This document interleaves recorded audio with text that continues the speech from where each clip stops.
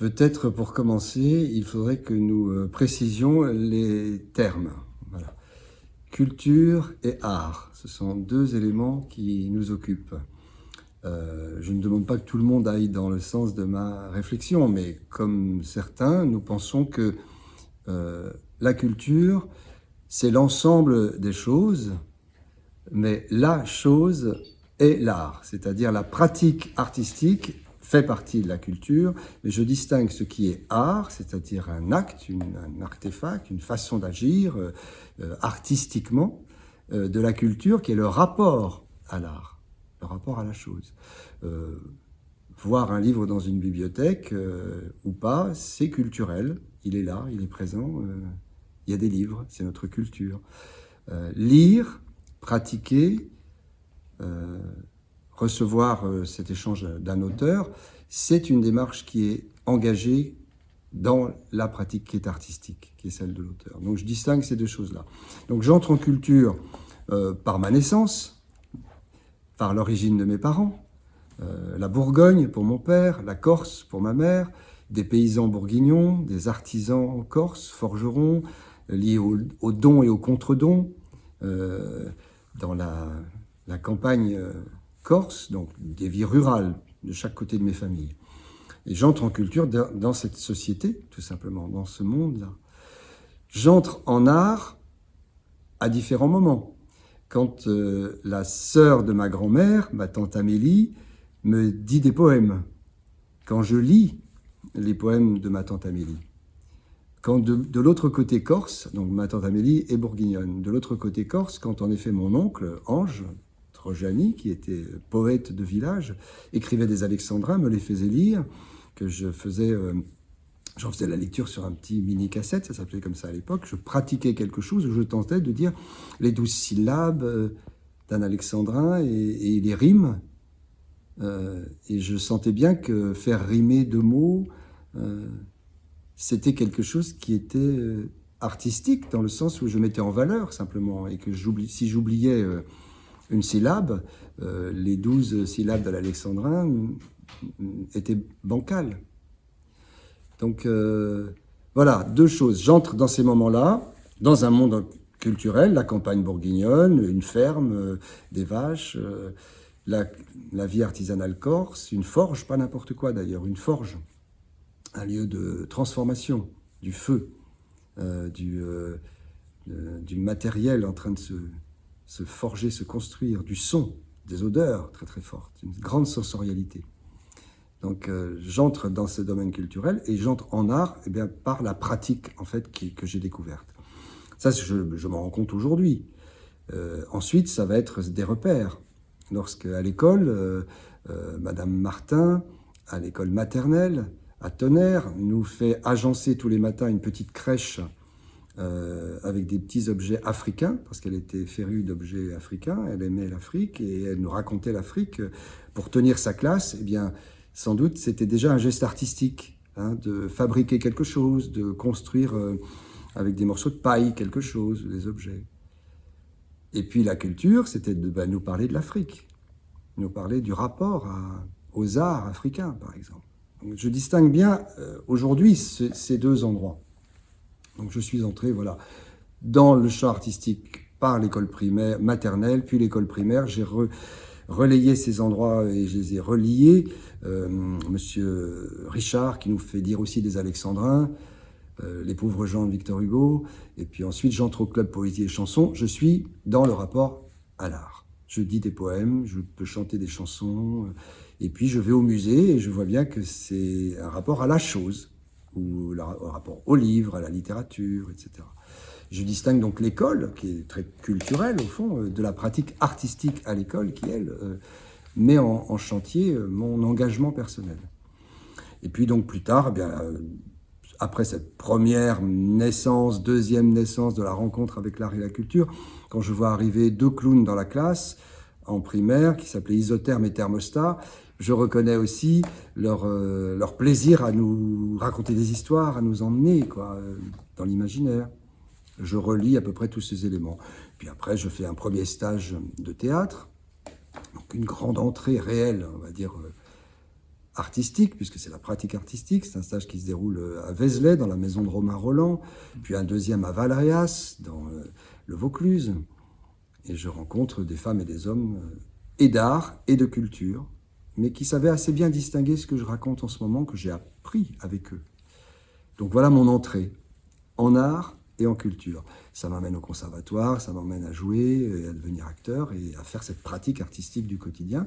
Puis ensuite, culturellement, à devenir un homme de théâtre qui étudie ce rapport à la chose, c'est-à-dire le public, les œuvres, les auteurs, les artistes, et comment nous nous relions les uns avec les autres.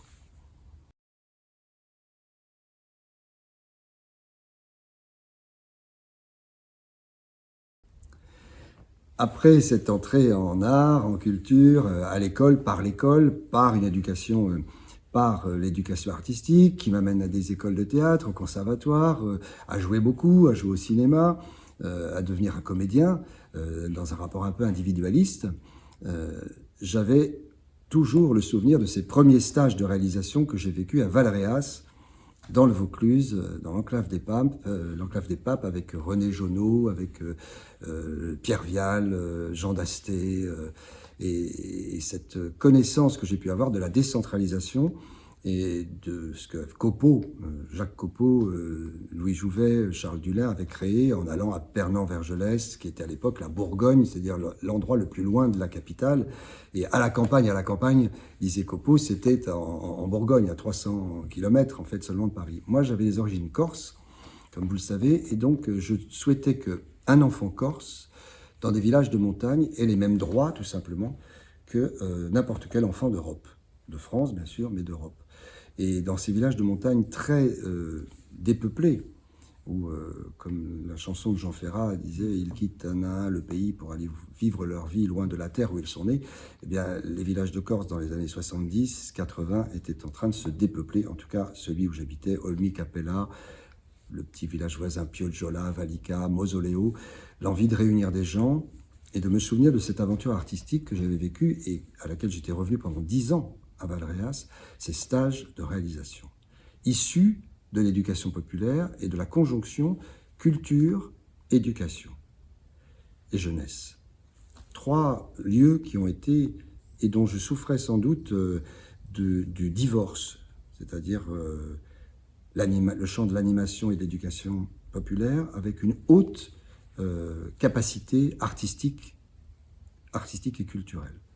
Et il y a eu, dans les époques, on y reviendra si vous voulez, dans l'histoire des politiques culturelles, depuis la création du ministère de la Culture, qui a été fondé sur le ministère par l'éducation populaire, par Christiane Faure, par Jean Guéhenno, par celles et ceux qui ont construit avant André Malraux des politiques culturelles qui ont été balayées assez rapidement au profit, disons, d'un ministère dit de la culture, qui était le ministère des Beaux-Arts, avec une vision un tout petit peu descendante, de ceux qui savent vers ceux qui ne savent pas, et des lieux qu'on arrose parce qu'ils sont non arrosés, des jardins en friche du pays.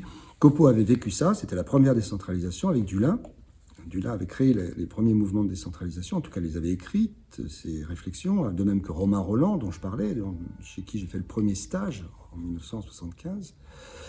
Et je n'avais de cesse en Corse que de réparer quelque chose qui était l'ordre de la non-continuité territoriale, c'est-à-dire la Corse au-delà de l'Hexagone.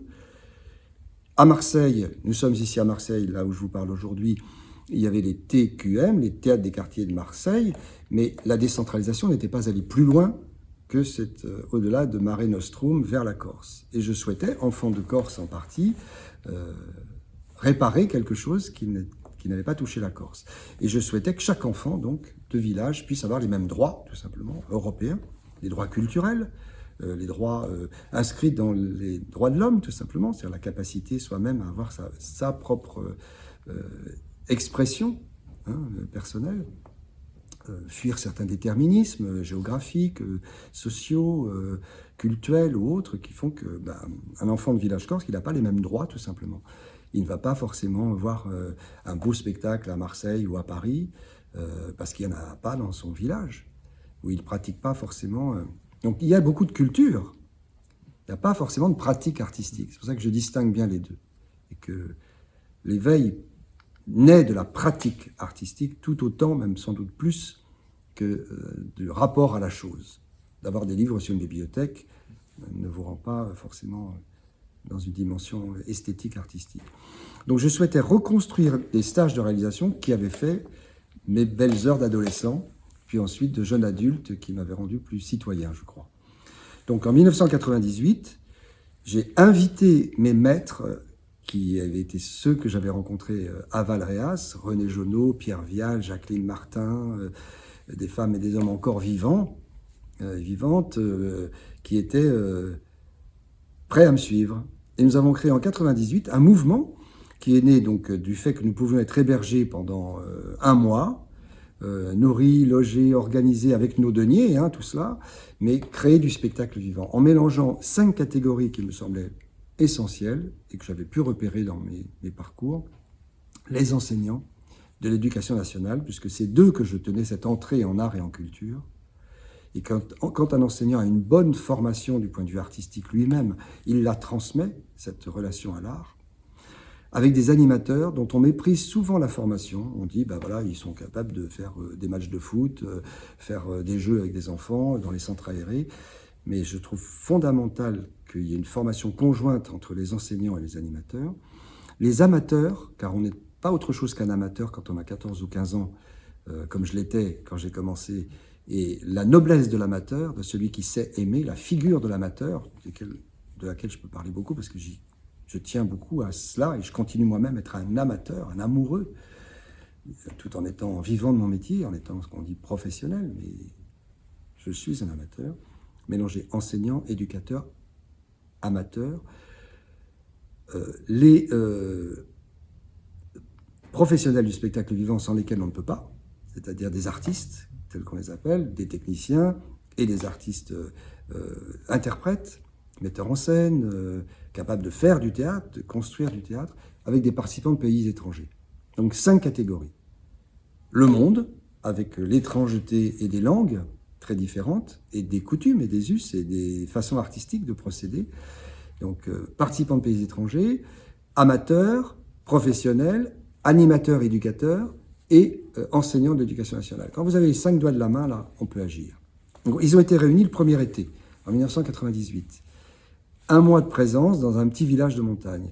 Le boulanger fait plus de pain, le menuisier fait du bois pour les plateaux, on va chercher des vêtements où on construit des costumes avec des couturières bénévoles d'un village, on construit des coussins pour s'asseoir, et on développe une aventure qui est une aventure humaine, avant toute chose, qui est théâtrale, parce qu'au bout, il y a des spectacles. Et il y avait 10 spectacles dès la première année, parce que là, vous mettez 10 de chaque catégorie, ça fait 50 personnes, plus une équipe d'encadrement, plus de l'intendance, et ça fait 100 personnes qui vivent. Et c'est une forme de développement local. Fort de cette relation au public, parce que le public vient voir ce que vous avez fait. On vient partager le pain, on le fait ensemble et on vient le partager avec un grand public. Et le stage de réalisation, il débouche toujours sur la relation avec un public qui vient partager ses œuvres, des spectateurs de théâtre.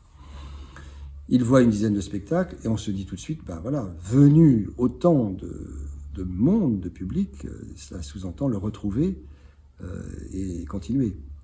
Il y avait près de 1000 personnes qui accouraient pour voir 150 personnes en train de faire du théâtre. Parce qu'on a vécu pendant longtemps, un mois, c'est long.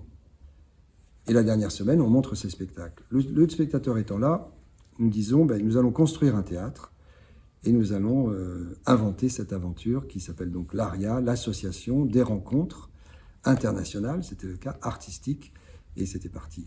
C'était en 98. Au fur et à mesure des époques et des décennies, nous avons construit un théâtre qui est magnifique, que vous pouvez voir avec des photographies que peut-être vous aurez envie de montrer aux gens qui nous écoutent ou qui peuvent aller sur Internet les regarder.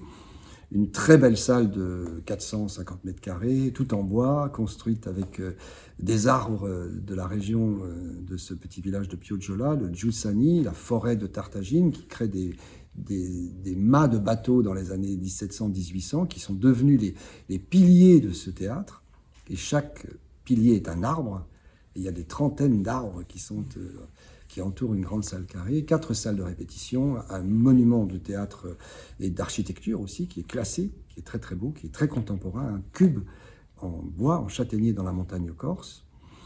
Et surtout, depuis 25 ans maintenant, tous les ans, des villages, 4 villages qui vivent au rythme du théâtre.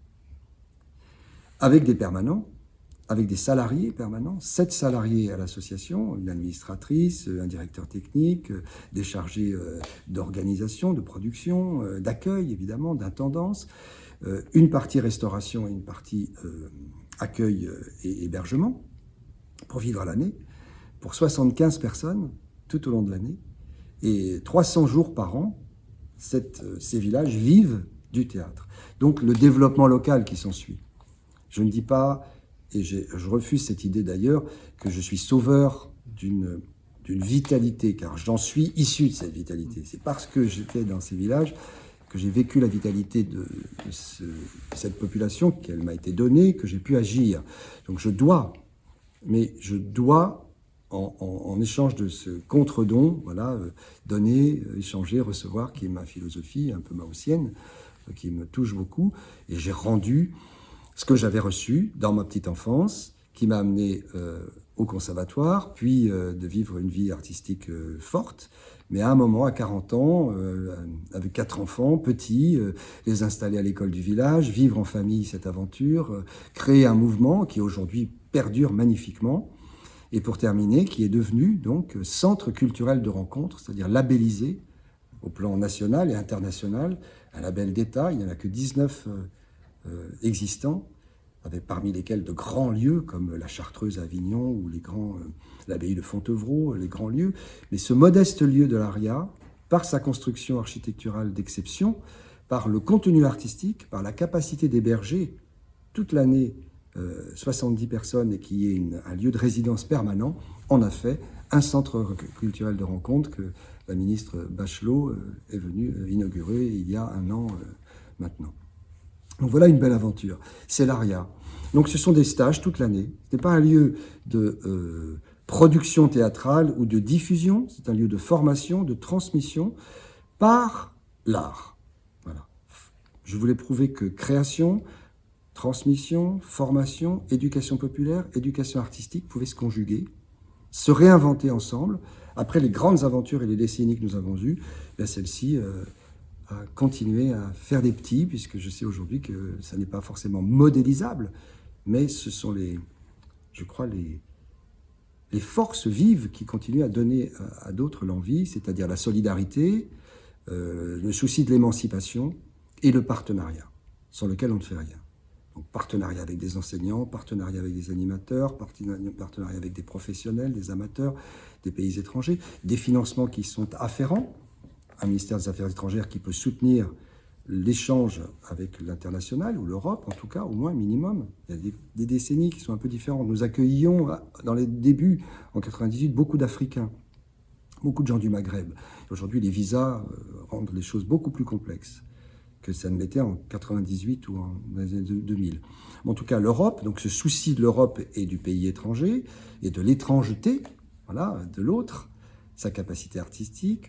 Je me souviens d'un moment merveilleux où il y avait des Espagnols qui travaillaient sur le flamenco, de même que des Indiens d'Inde, de Delhi, je crois, qui étaient arrivés autour de Sharmila Roy, une magnifique actrice et pédagogue indienne. Et il y avait un mouvement de poignets, de doigts, de quelque chose qui a été reconnu par l'autre en disant « mais ça veut dire ça ». C'est-à-dire qu'un Indien reconnaissait dans un moment de flamenco quelque chose qui était sa langue. Et c'était la trajectoire des Roms qui a fait ce parcours jusqu'à l'Espagne depuis l'Inde. Donc vous voyez, dans des moments dans la montagne corse, qui est un lieu très identitaire, où l'identité sans essentialisme existe profondément, une langue, une région, parfois de l'autarcie, dans certains villages, nous étions dans le local et l'universel.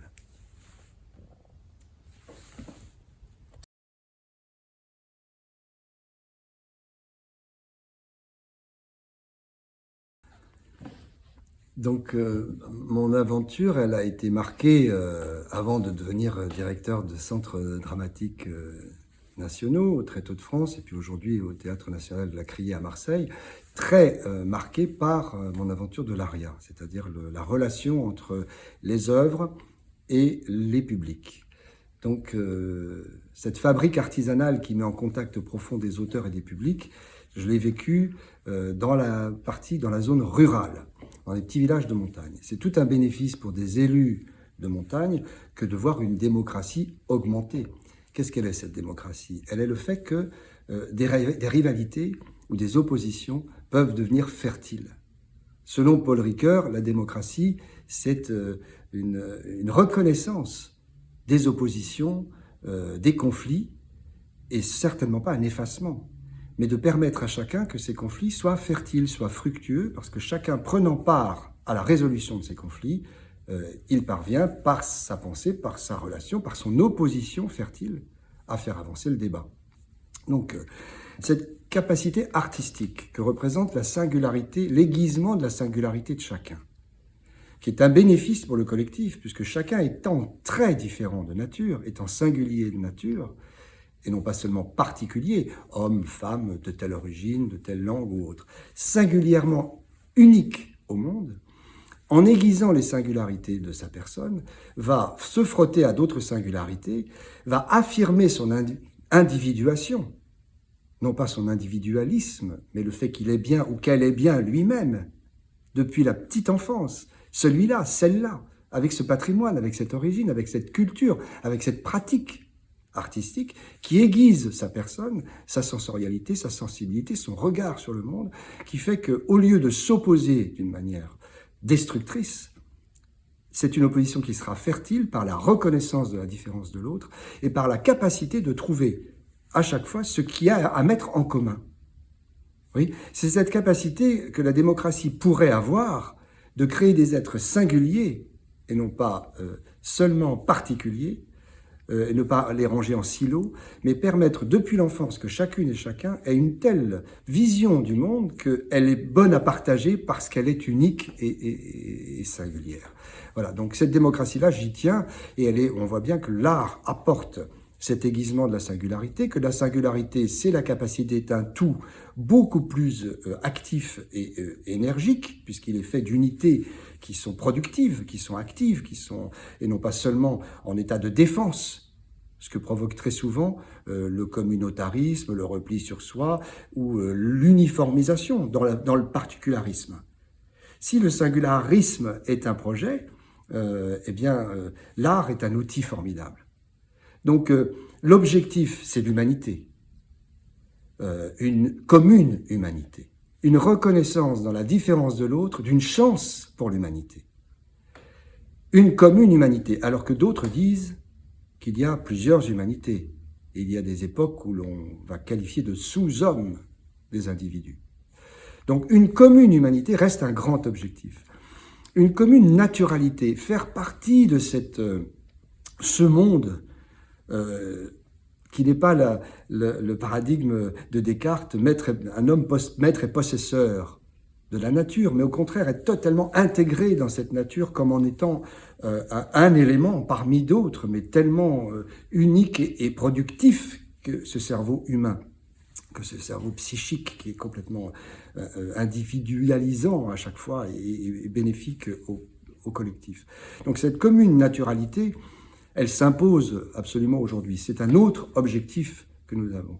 Par la légitime individuation, c'est-à-dire la capacité d'aiguiser la singularité de chacun. Parce qu'elle est de surcroît légitime. Elle est inscrite dans la loi, dans la Déclaration des droits de l'homme. Elle est inscrite dans les droits culturels désormais, depuis 1993 et autres. Donc les lois nous rendent responsables de cette légitime individuation de chacune et de chacun. Et puis ensuite, je dirais, l'opposition fertile dont je parle. Donc l'art permet une démocratie parce qu'elle reconnaît les différences et les contradictions et elle permet le débat.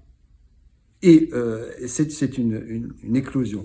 La dernière catégorie majeure, ça serait le refus de l'hubris. Là, on le prend chez les Grecs, c'est-à-dire le refus de la démesure, le refus de la pléonexie, du toujours plus d'argent. C'est pourquoi certaines périodes se sont livrées davantage, c'est le cas aujourd'hui, au libéralisme, c'est-à-dire à une concurrence extrême, mais cette liberté d'être concurrent et de s'opposer en se détruisant, parce que c'est ce qui se passe dans la destruction de la compétitivité lorsqu'elle est sur le rapport du pouvoir, du plus faible et du plus fort dans la compétitivité, a ses limites. Le socialisme a ses limites également, parce que cette commune socialité qui serait nécessaire, elle n'est valable que parce que on est en train de se donner à chacun la force de l'association, du partenariat, et non pas de l'opposition, qui elle peut être destructrice. Donc vous voyez, le communisme et la fraternité a fait son champ, mais on peut tout à fait aller dans le communisme et être totalitaire, on l'a vu, et on a vu les écueils. Donc aujourd'hui, il y a une nouvelle pensée à laquelle j'appartiens et à laquelle je veux bien me livrer volontiers, qui est une forme de convivence, c'est-à-dire de vivre ensemble, que certains appellent le convivialisme, que j'aime et que je nomme, c'est-à-dire ça n'est pas le libéralisme que j'évoquais, ça n'est pas le communisme uniquement sur la fraternité, ça n'est pas le socialisme sur une plus grande égalité qui fait partie du socialisme, et la liberté de l'individu n'est pas poussée à son extrême qui pourrait être l'anarchisme, si vous voulez. Donc le convivialisme et la convivence restent quelque chose qui m'intéresse aujourd'hui, non pas comme un parti. C'est pas du tout un parti, ce n'est pas une politique, c'est une vision du monde qui unit tous les endroits du bienfait, du don et du contre-don, par exemple, et du bienfait produit par la différence de l'autre qui donne à l'autre. Donc la démocratie donne à l'art, parce que des individus plus singuliers créent des individus avec des regards sur le monde totalement vertueux. C'est-à-dire qu'on voit quelque chose, on voit des oranges bleus, où l'on voit des carrés ronds, voilà, comme le font les artistes. Hein, c'est-à-dire que la forme, la perception, le regard singulier apportent des Léonard de Vinci, apportent des évolutions technologiques, le pas de côté qui fait qu'on invente la roue. C'est une vision artistique. C'est une vision qui tient compte du réel, car l'art s'appuie sur le réel, mais à chaque fois, c'est ça qu'il ne faut pas oublier, il s'appuie sur le réel, mais il le transforme, il le modifie. Donc cet art apporte à la démocratie, et la démocratie, quand elle est augmentée, elle crée plus de gens singuliers également, qui font que nous vivons mieux ensemble, parce qu'on se respecte, on s'écoute davantage, on aime la différence de l'autre, et on en fait une force commune.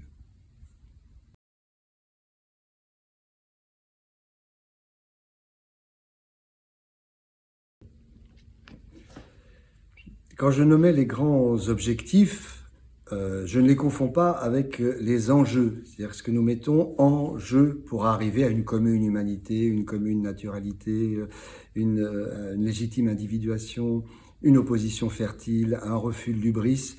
Ce sont les contenants que les Grecs avaient assez bien définis, hein, qui étaient les techniques de soi chez Platon ou autres, et puis d'autres philosophes qui s'en suivent, Kant en particulier, sur l'idée de la majorité, c'est de devenir auteur de soi-même, saper à auder, disait ose savoir, etc., s'intéresser à l'inconnu, à la différence.